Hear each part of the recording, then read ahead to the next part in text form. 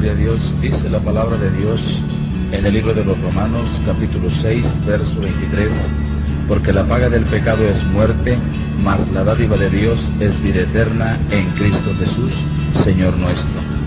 La palabra de Dios nos muestra que la vida eterna la obtenemos por medio de nuestro Señor Jesucristo, mas los pecados nos llevan a una condenación eterna. Hermano y amigo, Dios te bendiga en este momento. Mi nombre es Felipe García Montiel y quiero decirte lo más importante que Dios ha hecho en mi vida. Yo nací en una cuna católica donde se practicaba todo tipo de rito, todo tipo de creencia, todo tipo de incredulidad. A una edad de 14 años, mi madre estuvo a punto de matarme por la espalda con una tijera. Una vecina tomó la mano de mi madre y yo pude salir huyendo de mi casa. Al salir a la calle yo me encontré en el mundo. Buscaba en el mundo la paz que en mi casa no podía encontrar, pero lo peor, me encontré con los vicios, con la droga, el alcohol, con la delincuencia. A una edad de 14 años yo tenía que robar para mantener y sostener mi vicio. A la edad de 15 años, por robarle a un pagador, tuve que asesinarlo. La primera vez que yo mataba a un hombre siendo un niño. Yo fui creciendo con un odio hacia mi familia, hacia mis padres, hasta llegar en un momento de que yo me encontraba drogado y quise asesinar a mis padres, pero la voluntad de Dios no era esa. A la edad de 16 años volví a cometer el segundo homicidio y fue entonces por primera vez que yo caí a una cárcel. De esa cárcel yo salí huyendo porque me fugué junto con otro amigo. En la huida recorrimos muchos estados hasta llegar a Guadalajara, Jalisco.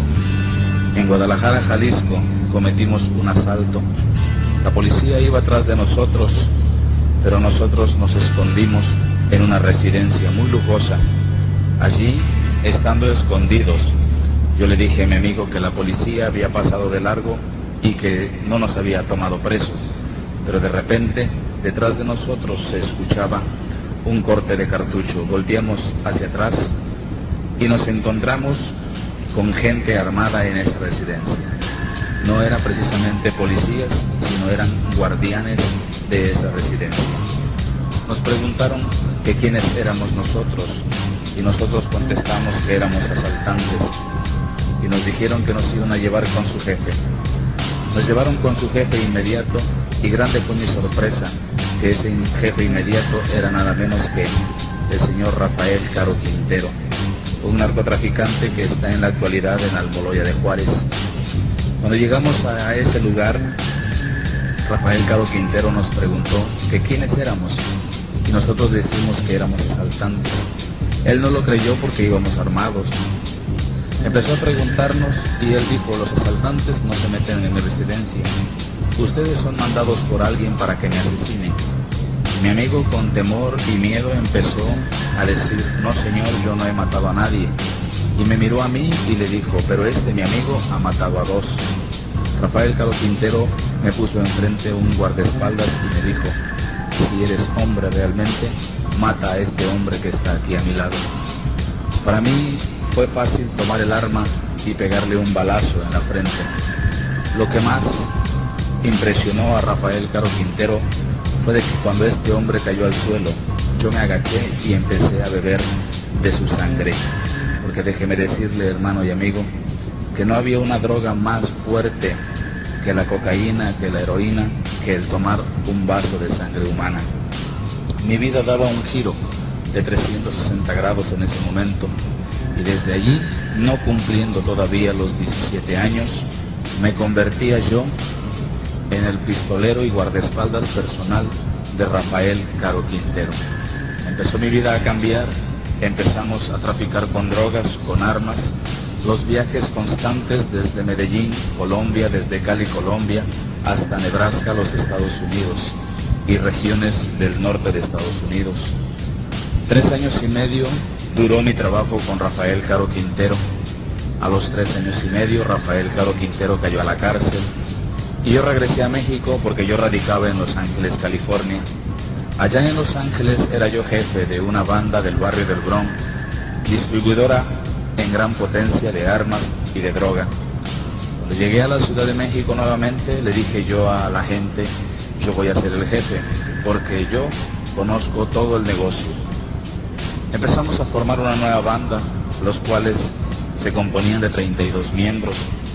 Entre ellos se encontraba Daniel Arismendi, los Arellano Félix, un hijo del exgobernador Agustín Acosta Lagunes en Veracruz, y empezamos a trabajar duramente. Pero yo quería tener poder, yo quería tener grandes cosas, así que por primera vez mi vida daba otro giro tremendo, porque yo tenía un pacto con Satanás. La Biblia lo describe como un dragón abominable, así es. La gente en el mundo lo describe como un hombre de un charro, que trae un trinche, que trae cola, que trae cuernos, pero la Biblia lo describe claramente que es una serpiente, un dragón abominable que es para destrucción. Yo hice este pacto con Satanás vendiéndole mi alma para poder tener poderío. Con el tiempo Satanás me fue pidiendo tributos. La banda que yo tenía se llamaba la Banda de los Satánicos, y empezamos a trabajar fuertemente y veíamos que las ganancias iban subiendo constantemente. Llegamos a la ciudad de Tampico y allí contactamos con Joaquín Hernández Galicia, mejor conocido como La Quina. La Quina, siendo compadre de Rafael Caro Quintero, me contrató como su pistolero, diciéndome que en el sureste del país había gente que le debía dinero y que no podía cobrarle, que él había mandado gatilleros a que lo liquidaran, pero él tenía que liquidar a los gatilleros porque no podían y no cumplían con el trabajo. Me dio la lista de las personas que tenía yo que visitar y empezamos visitando a Juan Osorio López, expresidente municipal de Coatzacoalcos. En su residencia se le dio un balazo en la cabeza a Juan Osorio López. Los periódicos, la televisión y la radio dijeron que era un suicidio, pero a Juan Osorio López se le encontró en la mano izquierda una pistola calibre .380 y en el lado derecho de la cabeza tenía un balazo calibre .38. Era increíble de pensar que el mismo gobierno decía que era un suicidio. En Nanchital, Veracruz, se le fue a cobrar la deuda a Felipe y a Francisco Valdera, dos líderes petroleros de la sección 11. No quisieron pagar completamente la deuda y tuvimos que también hacerles un trabajo. Posteriormente nos trasladamos al estado de Tabasco y allá, en Macuspana, Tabasco, se ejecutó de un balazo en la cabeza a Lenín Falcón Méndez, un líder petrolero que se decía ser cristiano. Hermano que me escuchas en este momento, yo te quiero decir que el ser cristiano no es nada más llegar a una iglesia y sentarse y tomar la Biblia y cargarla bajo del brazo, porque también los hijos del diablo traen Biblia bajo el brazo. El ser cristiano es orar, ayunar, vivir la palabra y hacer de lo que Dios nos mande hacer conforme la palabra de Dios. Lenín Falcón sufrió este asesinato por orden de Joaquín Hernández Galicia La Quina. Posteriormente regresamos a Tampico y en Tampico entregamos las cuentas a La Quina. Cuando yo quise dejar de trabajar con La Quina me pidió un último trabajo y nos trasladamos a la Ciudad de México.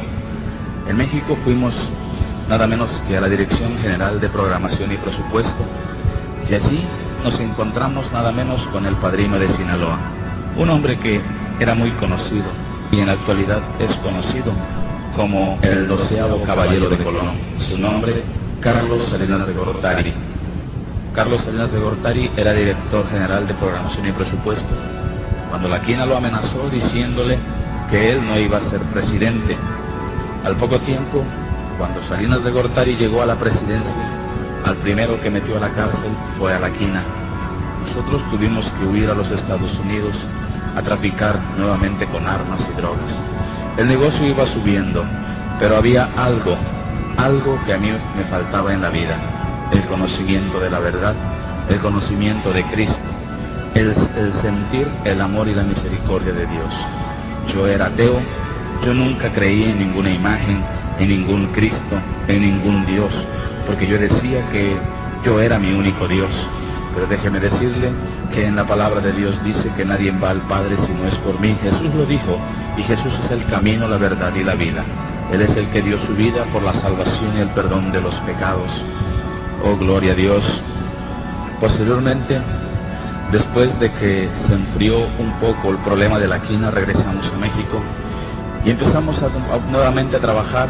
En México se habían quedado los Arellano Félix como judiciales federales de narcóticos y Daniel Arismendi y sus hermanos como judiciales del Estado. Cuando llegamos a México nuevamente, empezamos a buscar nuevos horizontes en el dinero, en la mafia y en el control del estupefaciente. Y nos fuimos a encontrar con Amado Carrillo Pérez, el Señor de los Cielos. En la actualidad la prensa y la radio dicen que Amado Carrillo está muerto, pero Amado Carrillo en la actualidad radica en Colombia. Nos pusimos a trabajar con Amado Carrillo durante algún tiempo hasta que se presentó Satanás pidiéndome tributo. Yo me burlaba porque decía que con darle dinero a Satanás, con eso pagaba mi deuda, pero no sabía yo que el dueño del dinero en este mundo es el diablo. En la actualidad el dueño de mi vida se llama Jesús de Nazaret. Cuando Satanás empezó a pedirme tributo, yo le dije, bueno, ¿qué cosa es lo que quieres? Y él me dijo que quería sangre. Yo todavía le dije, bueno, ¿sangre para qué? ¿Acaso los que están en el infierno están muy anémicos? Y él me dijo que quería sangre de santos. Yo no comprendía la palabra santo hasta ahora que estoy en los caminos del Señor. Él me entregó una lista con algunos nombres que tenía yo que ir a perseguir y a buscar para entregárselos a Satanás. Estos nombres se encontraban en Puerto Rico, en Venezuela, en Nicaragua, en Panamá, en Costa Rica, en Colombia, en México, en Estados Unidos.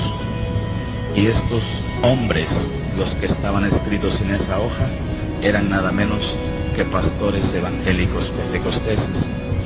Empezó la persecución de pastores. Yo me introducía a las iglesias y sacaba a los pastores, los amenazaba con un arma en la mano. Pero pasaba algo grandioso en esos momentos. La iglesia clamaba la sangre de Cristo. Yo no comprendía.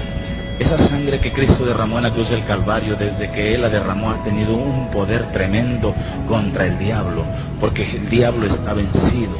Ese Cristo se manifestaba en cada momento cuando yo intentaba asesinar a esos pastores.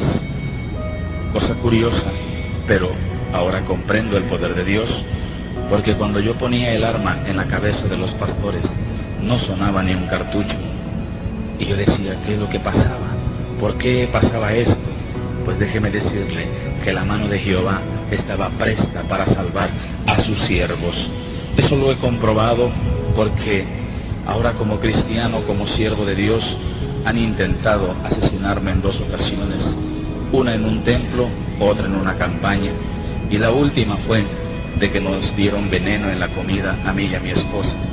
Pero hemos comprendido la misericordia de Dios, porque Dios nos ha salvado de la muerte, y aquí comprendo yo por qué esos pastores no podían morir, porque Jehová estaba allí presente. Hermano pastor que me escuche, quiero decirle que si usted se rinde completamente al Señor, si usted predica la verdad, si usted habla con autoridad de Cristo, el diablo no tocará ni a usted ni a su simiente, porque usted es un escogido del Señor. Oh, gloria a Dios.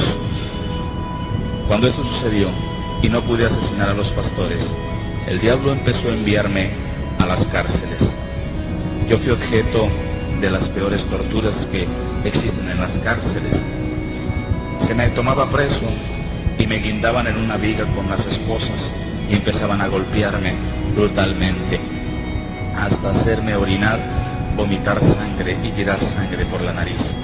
Cuando me quitaban de esa viga, me sentaban en una silla, me esposaban hacia atrás y enfrente de mí aparecían varios tehuacanes, entre 6 y 7 tehuacanes con chile vinagre dentro.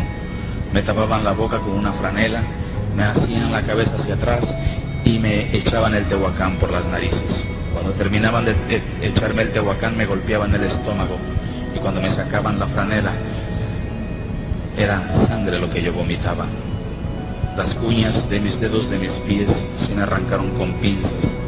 Se me echaba vinagre y sal para sacarme la verdad, pero nunca pudieron sacarme la verdad. La única verdad que estás escuchando la ha sacado Jesucristo, sin necesidad de torturas. Solamente con su palabra, con su amor, con su misericordia, es el que ha sacado esta verdad que ahora escuchas. Esta verdad es para que reflexiones y veas el poder de Dios. Aun si no crees todavía en el poder de Dios, es para que creas que Jesucristo es el Hijo de Dios y que Jesucristo vino a libertar al cautivo, vino a levantar al caído, vino a sanar al enfermo, porque Él es la vida, Él es la eternidad por siempre y para siempre. Gloria a Dios. Posteriormente, en las cárceles no se me comprobaba nada. Fui prisionero de 7 reclusorios. El primer reclusorio fue el de Villahermosa, Tabasco. El segundo reclusorio fue en Coatzacoalcos, Veracruz. El tercer reclusorio fue en Cerro Hueco, Chiapas. El cuarto fue en Guatemala, en el Centro Militar Federal de Guatemala. El quinto reclusorio fue en Houston, Texas, en el Reclusion Center de Houston, Texas, el reclusorio de la DEA. El sexto, el reclusorio Oriente en México. Y el último reclusorio en donde de allí salí para predicar el Evangelio fue Almoloya de Juárez, en la Ciudad de México. Como el diablo vio que no pudo vencerme en ese aspecto, yo seguí trabajando y hice un reto a Satanás que yo decía, yo me creía que tener más poder que el diablo, pero en este mundo y en la eternidad hay alguien que tiene mucho más poder que Satanás y se llama Jesús. Oh, gloria a Dios. Yo seguí narcotraficando con armas y contacté un negocio muy importante en Tuxtla Gutiérrez, Chiapas, el negocio del tráfico de armas. Allá en Tuxtla Gutiérrez me fui a contactar con el dirigente del Ejército Zapatista, el mejor conocido como el subcomandante Marcos. En Chiapas, el Ejército Zapatista está allí acuartelado, pero no es para darle guerra al gobierno. El Ejército Zapatista tiene otro nombre y el verdadero nombre de este ejército se llama Sendero Luminoso. Es un ejército sudamericano que está escondido en este país y que el clero católico lo está manteniendo, dándole alimento, dándole comida e incluso dándole dinero. El clero católico tiene al Ejército Zapatista en su mando. En San Juan Chamula, una región de Chiapas, el Ejército Zapatista cometió el crimen más atroz que usted se puede imaginar, que usted haya visto o que usted haya escuchado. Una iglesia cristiana pentecostés de 100 miembros fue arrasada por el Ejército Zapatista. La orden la dio Domingo Ruiz, primo hermano del subcomandante Marcos. En la actualidad en San Juan Chamula se vive algo tremendo. Los cristianos no pueden orar ni alabar el nombre del Señor, sino hasta en la madrugada y en lo alto de los cerros. El verdadero subcomandante Marcos se llama Samuel Ruiz, ex obispo de Tuxtla Gutiérrez, Chiapas. Chiapas estuvo a punto de perderse en inundaciones, pero la misericordia de muchos, como usted y como yo, que clamaron por la vida de los chiapanecos, Chiapas fue salvado. Y sigue la persecución. Esto significa que son principios de dolores, porque la Biblia lo indica, que la iglesia pasará principios de dolores antes del arrebatamiento. Después de haber contactado con el subcomandante Marcos, yo me fui a los Estados Unidos y empezamos a trabajar hasta que llegó una invitación a trabajar con Carlos Salinas de Gortari. Y nos venimos a México y empezamos a contactar con Carlos Salinas de Gortari. Carlos Salinas de Gortari empezó a darnos órdenes para empezar a liquidar a gente que le estorbaba dentro de su gabinete. Pero también había alguien que le estorbaba en el clero católico. Posadas Ocampo, un sacerdote que fue asesinado en el aeropuerto en Guadalajara, Jalisco. La gente, el radio y la televisión dice que fue una equivocación. Déjeme decirle que Posadas Ocampo tenía nexos con el narcotráfico y no fue ninguna equivocación. Posadas Ocampo recibía 500 millones de pesos cada 6 meses por 3 bandas de narcotraficantes, porque él sabía la ubicación de los laboratorios clandestinos de heroína, de cocaína, de morfina, y la banda decidió liquidarlo.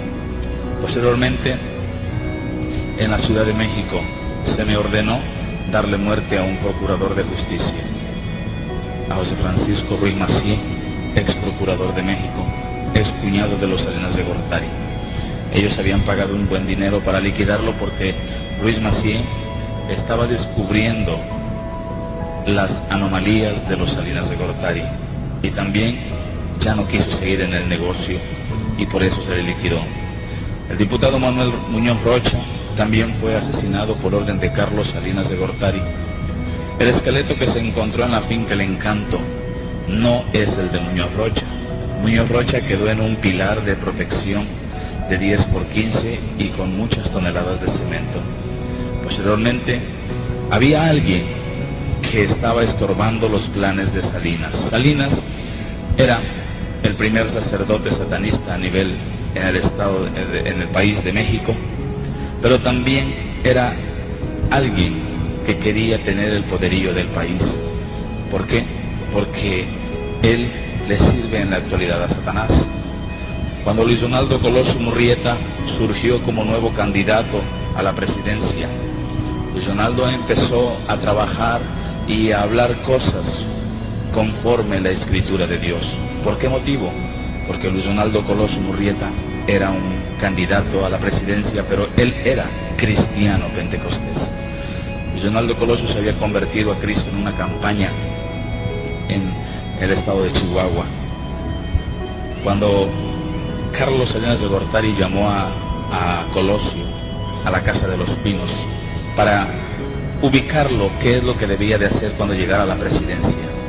Lo primero que Luis Donaldo Colosio tenía que hacer al llegar a la presidencia era hacer un pacto en un pergamino virgen con Satanás.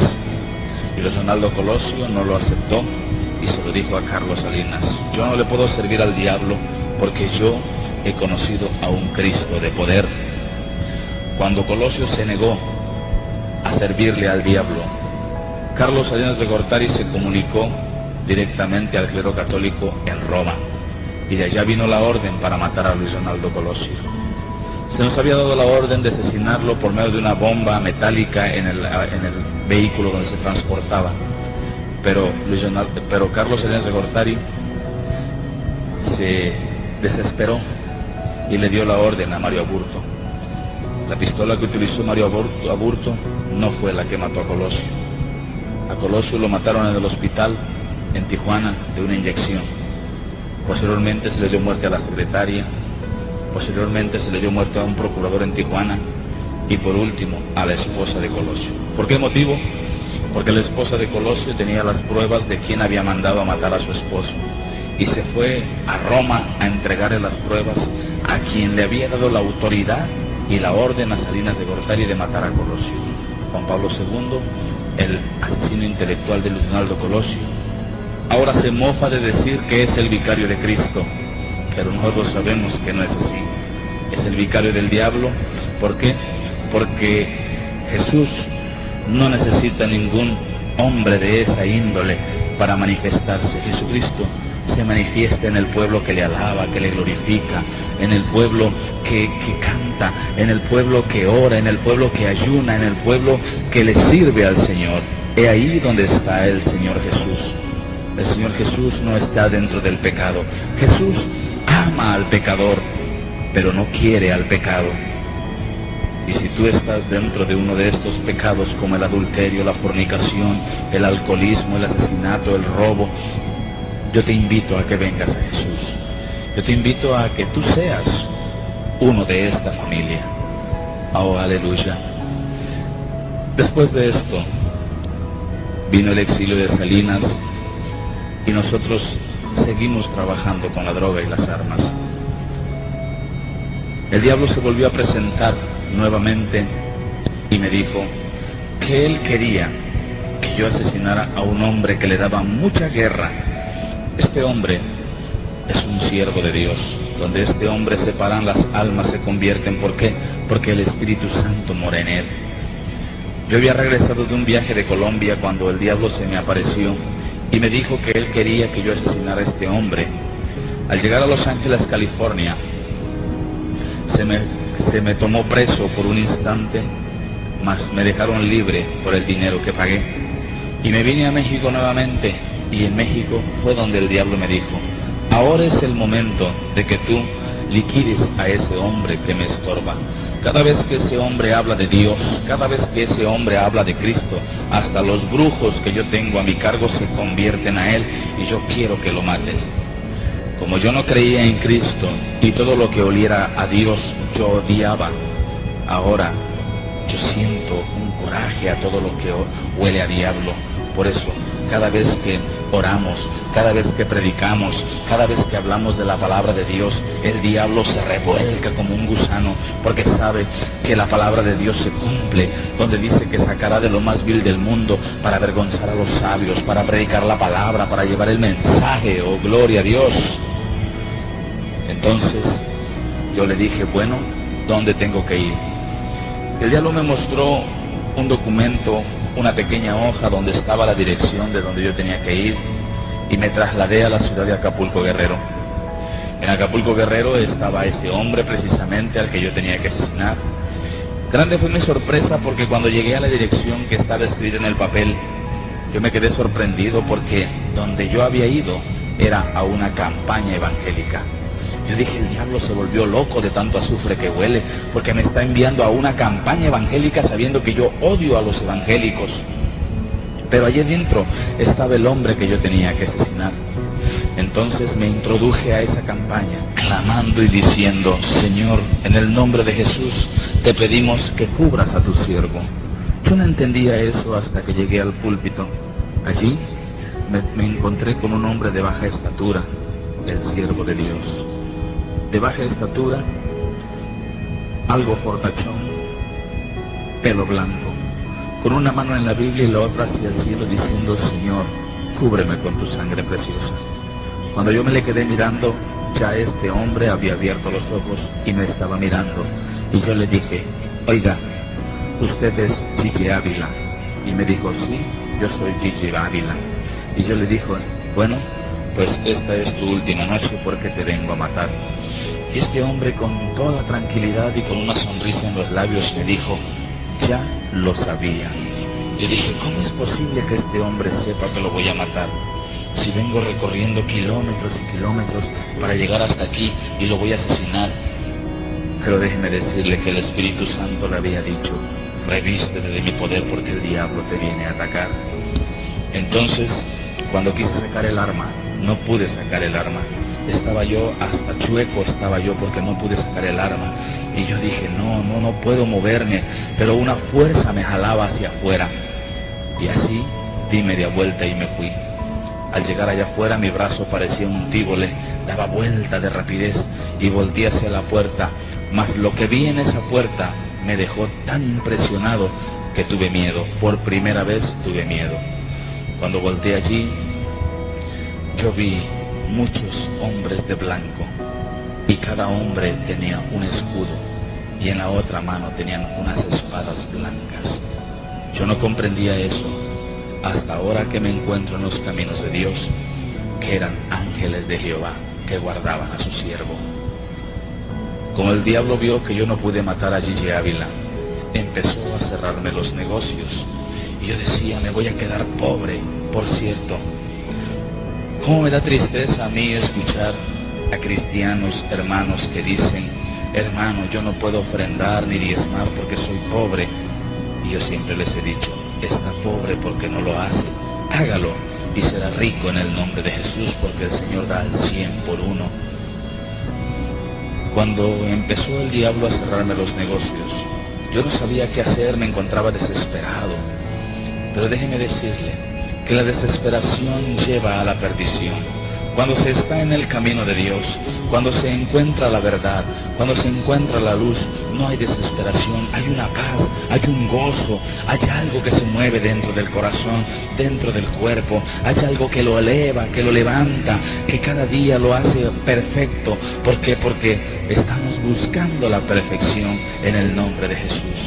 Jesús es el camino. El pecado muere cuando Jesús entra en el corazón, pero cuando se le da la espalda a Jesús, el pecado lleva a una condenación eterna. Joven que me escuchas, amigo que me escuchas, estás en problema de drogadicción, en el problema del alcoholismo, estás en alguna cárcel, estás en algún hospital porque eres delincuente. Vuelve tus ojos a Dios, vuelve tus ojos a Cristo, entrega tu corazón y serás libre, serás salvo y gozarás de una herencia hermosa, eterna en el reino de los cielos. Gloria a Dios, porque esa es una de las promesas.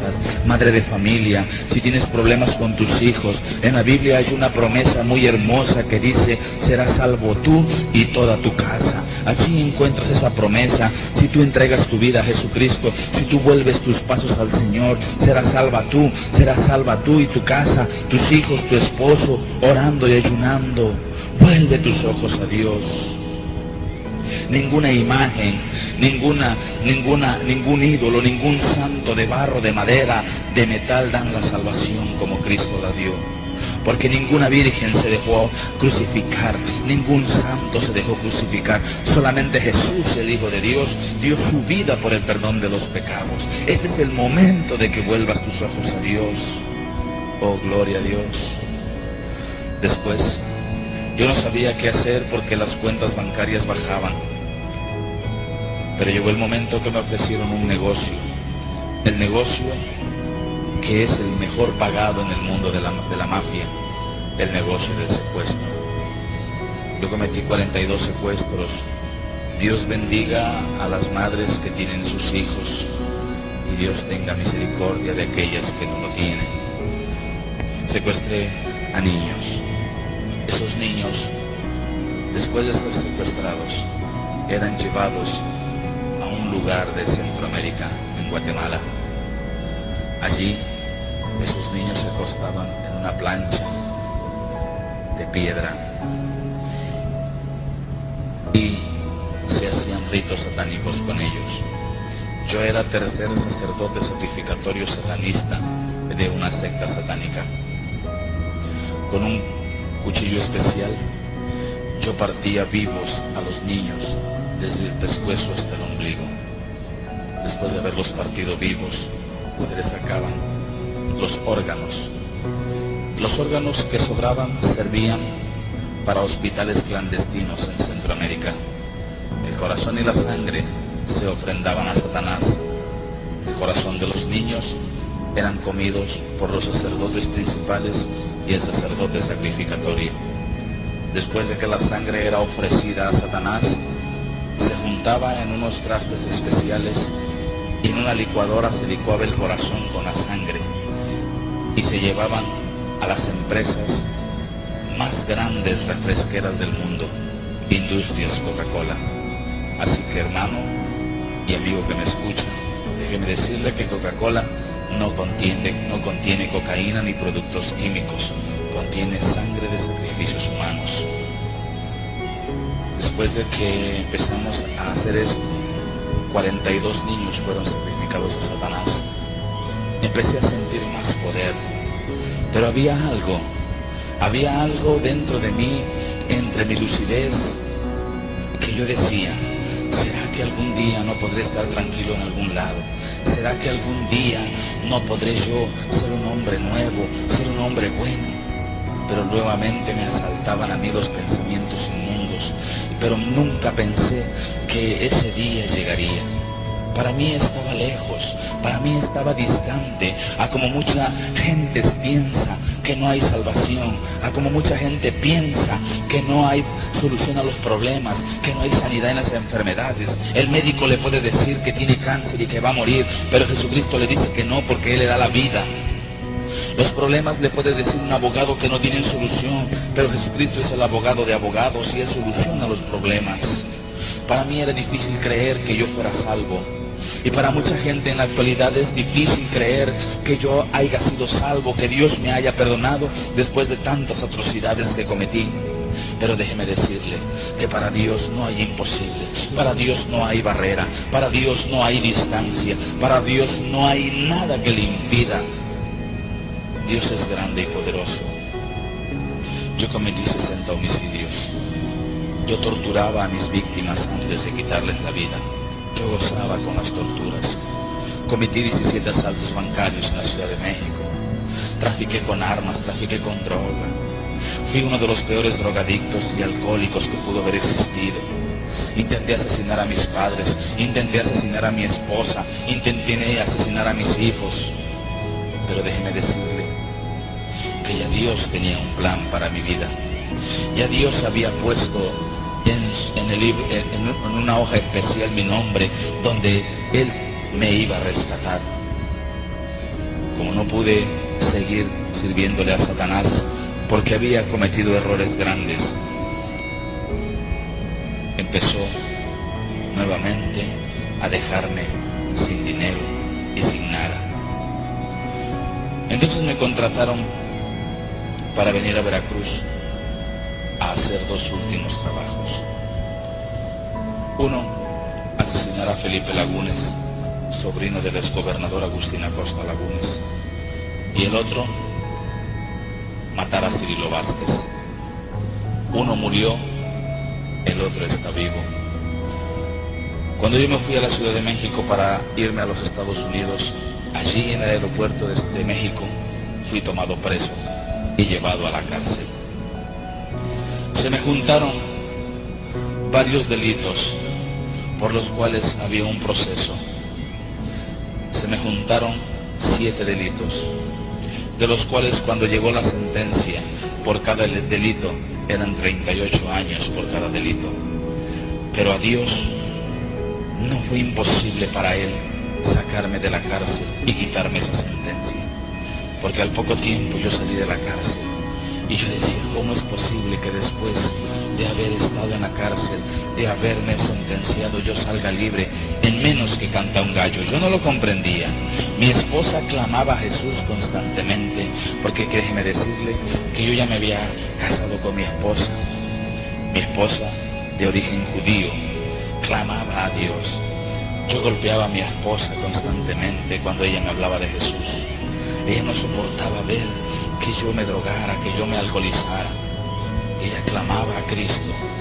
Mi hija Tabita, la más pequeña de mis hijas, intenté asesinarla, pero cuando mi esposa gritó, ¡Jesucristo, ven!, la mano de Dios tomó mi mano para no poder asesinar a mi hija. Y mi esposa, cada vez que era golpeada, se quitaba la sangre del rostro, y su mamá le decía, los vecinos le decían, métalo a la cárcel, déjelo, mátelo. Pero ella decía, no, yo sé que hay un Cristo que vive, yo sé que hay un Dios que está en lo alto del cielo y que Él lo va a cambiar. Y ella constantemente decía, Señor, rescata a mi marido, rescátalo de donde está. Cuando salí de Almoloya de Juárez, fue algo para mí impresionante, porque a mí se me quitó cierta cantidad de dinero para salir de allí. Se me quitó una cuenta bancaria de 1.000 millones de pesos en dólares, 4 residencias valuadas en 50 millones de dólares, 320 vehículos, 220 toneladas de cocaína y 210 toneladas de armamento. Y todo ese dinero quedó en el gobierno, con el procurador, porque él fue el que me propuso la libertad si yo le entregara todo.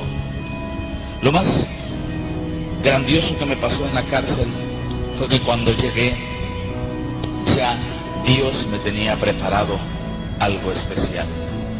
Cuando yo llegué a la cárcel, arriba de un poste hay una bocina donde dicen y gritan que va entrando fulano, que va entrando mengano a la cárcel. A mí me apodaban el diablo.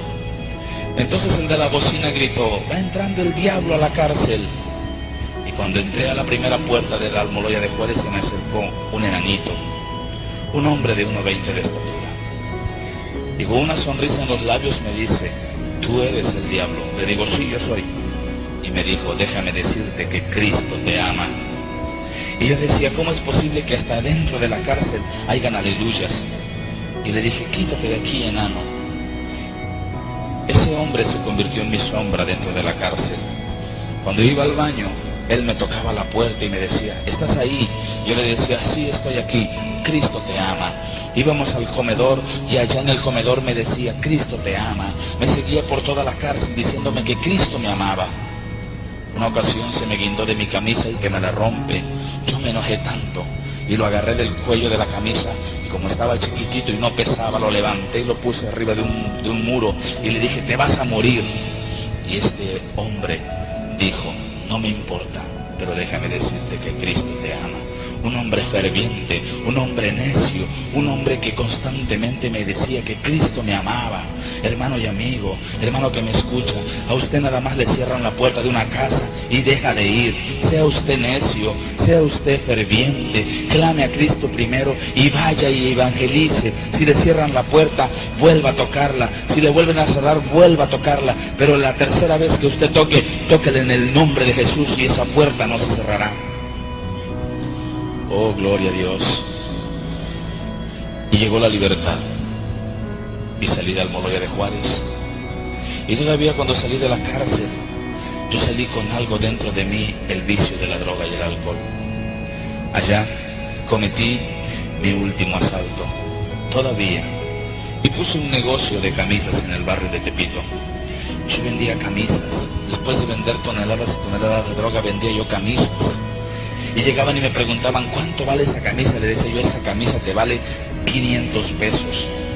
Y me la compraban y me decían los amigos, oye, esa camisa está muy cara, eres un ratero, estás robando.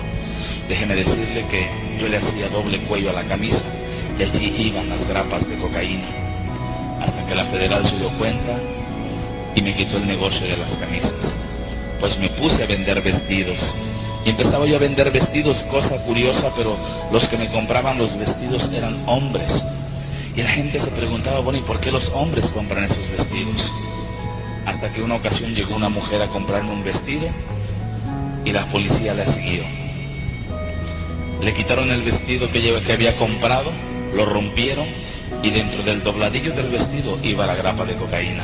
Entonces allí se acabó todo el negocio, porque yo no había oportunidad de vender. Pero la droga se había apoderado de mi vida y el alcohol se había apoderado de mi vida. Yo deambulaba por las calles. Mi esposa constantemente decía, Señor, rescátalo. Señor, sálvalo.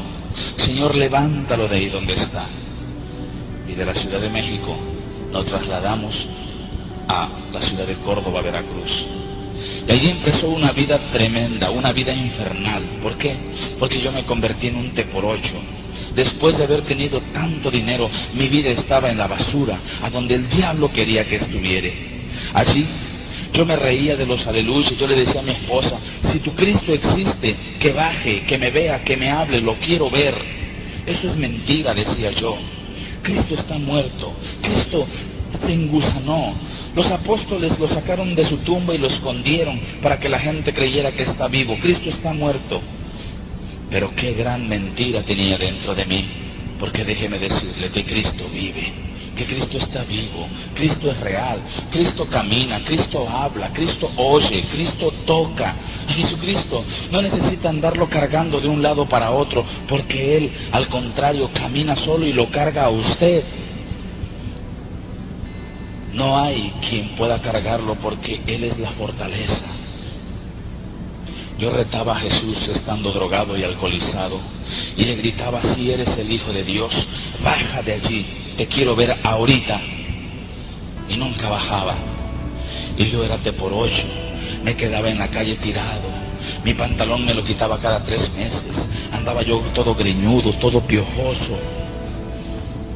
Y la gente me veía como un vómito de perro, me veía ahí.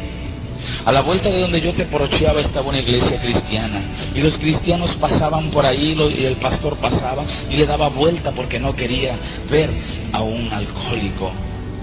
Una ocasión yo me levanté y le dije al pastor de esa iglesia, oye brother, dame un peso para tomarme un trago. Grande fue mi sorpresa que este hombre me insultó. Y yo dije, ¿cómo es posible que ellos predican a un disque Dios vivo y mira lo que son? Son groseros, no quieren a uno. Y yo amenacé al pastor y le dije, el domingo que viene, que tú me la vas a pagar. El domingo siguiente pasó el pastor y le pedí un peso. No me lo quiso dar y le arrebaté el portafolio y arranqué a correr. El pastor no me siguió porque pensaba que lo iba yo a apuñalear. Allá, en una esquina, abrí el portafolio, encontré una Biblia grande que la vendí en 60 pesos. encontré una bolsita con 300 pesos. Tenía yo 360 pesos, casi para tomar todo un año, porque el teporocho con un peso de aguardiente todo el día la pasa borracho. Pero no había tranquilidad en mi vida. Yo gozaba de la droga y del alcohol, pero no había paz en mi corazón. Mi familia, mi esposa, tenía que trabajar, que lavar trastes para llevarle de comer a mis hijos. Pero su ruego llegó a los oídos de Dios. Y fue entonces cuando Dios tomó mi vida. El 23 de agosto de 1998 se cumplió el reto que yo le había hecho a Jesús. Estábamos en un cuarto, varios drogadictos. Ya nos habíamos acabado algunos litros de aguardiente y algunos gramos de marihuana, cuando la puerta de ese cuarto dio un golpe tremendo y se abrió. Yo volteé a ver hacia la puerta. Mis amigos seguían platicando y seguían riendo y seguían tomando, y yo mi mirada la tenía fija en esa puerta. Y en esa puerta apareció una luz dorada, con unas letras hermosas que decían: salvación y vida eterna. Cuando yo me tallé los ojos para ver mejor, seguía viendo ese redondel de esa luz. Y yo decía: estoy bien marihuano, estoy viendo visiones. Pero hasta ahí no comprendía que no eran visiones las que yo veía. Cuando de repente de esa luz brotaron dos hermosas manos. En cada mano se dejaba ver un orificio, y en cada orificio una gota de sangre. Oh, gloria a Dios, aleluya. Después se dejó ver una túnica blanca hasta el suelo, y a media túnica un cinturón de oro que decía Alfa y Omega. Al finalizar la túnica estaban dos hermosos pies, y en cada pie un orificio, y en cada orificio una gota de sangre. Cuando alcé mi rostro, me encontré con el rostro más perfecto que en el mundo haya visto, que ningún joyero, ningún pintor, ningún albanista, ningún carpintero, ningún fotógrafo puede realizar. Pero lo que más me impresionó fue que cuando vi ese rostro de mi cuerpo brotaban miles y miles de demonios. Horripilantes figuras brotaban de mi cuerpo, y mi cuerpo empezó a temblar. Déjeme decirle que con esa presencia que yo veía enfrente de mí, mi cuerpo se estaba liberando y descongestionando. Se me quedó mirando con una sonrisa y me extendió la mano a como lo hace un rey. Dio un paso hacia adelante y con esa sonrisa me dijo de esta forma: yo soy Jesucristo, y tú, mi hijo el más querido, mi hijo el más deseado, mi hijo el más buscado. Deja eso, levántate y ven en pos de mí. Y yo me levanté como un resorte y le seguí hasta la calle. Pero por primera vez después de 18 años, mis ojos derramaron una lágrima. Mi corazón se sentía triste porque ya no volví a ver a Jesús en la calle. Por primera vez mis labios decían una palabra: Señor Jesús, ¿en dónde estás? Después de 18 años, mis labios pronunciaban el nombre de Jesús. Lo busqué desesperadamente hasta que volteé hacia el cielo y lo vi sentado en su trono de oro, diciéndome: dile a mi pueblo que pronto vengo. Regresé a mi casa y busqué a mi esposa. Me reuní con mi familia y empezamos a servirle a Dios. Empezamos a asistir a una iglesita pequeña. Y de ahí el Señor me tomó y me habló y me dijo: yo te saqué del mundo para que des testimonio de lo que yo he hecho en tu vida. Yo te saqué del mundo para que prediques mi palabra. Levántate, ve y predica que yo soy Jehová tu Dios, que te sostiene en su mano. Y es así que empecé a predicar. Pero vinieron los problemas, las tentaciones y las luchas constantemente. Y constantemente ayunábamos y orábamos mi esposa y yo y le decíamos, Señor, no permitas que el diablo nos saque. El diablo se nos presentaba y decía, los voy a destruir porque me han dado la espalda. Pero yo le decía, no, tú no tienes potestad sobre mi vida, tú no tienes ningún derecho, porque ahora yo soy comprado con la sangre de Cristo y Cristo me reventó de las cadenas. Y el diablo huía con la sola presencia de Jesús, porque Jesús se manifestaba en cada momento. Al poco tiempo, mi esposa fue llevada al infierno 3 ocasiones. Y a mí, el Señor me llevó 2 ocasiones a la puerta del cielo. Y esto fue la primera parte del testimonio del evangelista Felipe García Montiel, de narco a siervo de Dios. Próximamente, segunda parte. Dios le bendiga y Dios le siga bendiciendo.